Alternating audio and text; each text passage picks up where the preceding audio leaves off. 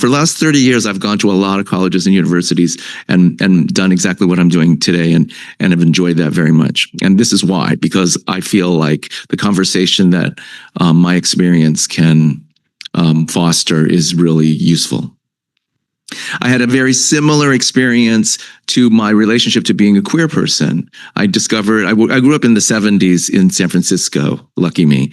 And that was a great place to be as an Asian American person, as a person to kind of understand that there was a strong Asian American community there. It was also a very strong gay community there.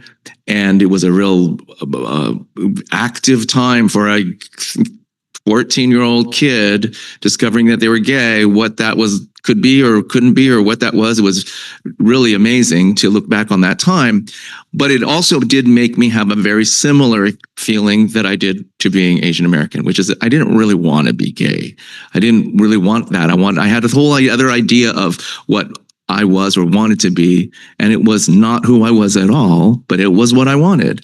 And I had a similar path to getting over that aspect of myself through the work that I've done and through playing particular roles and having an understanding of how those roles make me who I am and how being gay makes me who I am. And I was going to go on a book tour.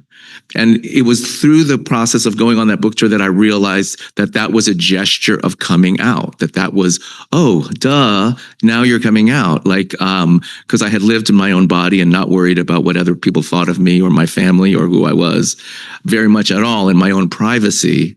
But then the memoir came out and made me realize that I was going on the record as a public person, a somewhat public person, to declare my queerness. And that forced me to get real with myself in a way that was really very welcome. And in a similar kind of feeling to when I got real with my Asian American self. And then as soon as it was that I came out and I was able to be myself, I literally came out actually from behind the lectern, and I asked for a lav mic or a hand mic, and I started walking around on the stage, and I talked to you the way that I'm talking to you now, which is without any fear of like, what is it that I'm saying or not saying or editing myself or whatever. There's not really anything that's not on the table for me as a person, as a human being, because of that act of coming out. So a big part of my advocacy, I guess it is, or my, advocating for other people is an encouragement of the positive gift that one gives to themselves when they come out, when they live an out lifestyle, when they share themselves without shame, when they are real with it in a way that they will discover can give their life much enrichment and enjoyment. It's not easy to do so, and that's also where a lot of kind of questions come in.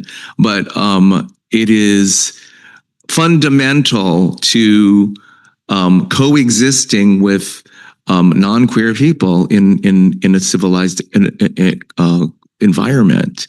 It might make sense to you if you look at it in this way, that it's very difficult to be accepted if one doesn't accept themselves.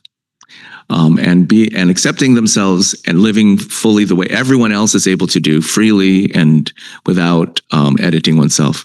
And then here we go. I'm talking about 1993 and Miss Saigon, and I'm talking about 2025, maybe happy ending. And it's the same language we're using about the same issues of representation. Now what I'm doing is I'm coloring the conversation, not just with how horrible it is to see yellowface, to see a person impersonating you, but to say we're talking about representation, and we're talking about our lack of representation, which is quite real, and which is also an employment issue. It's also keeping us from actual opportunities. And so, if anything, as the time cycles, the conversation gets richer and more nuanced, and you're able to say more, and people are able to comprehend more.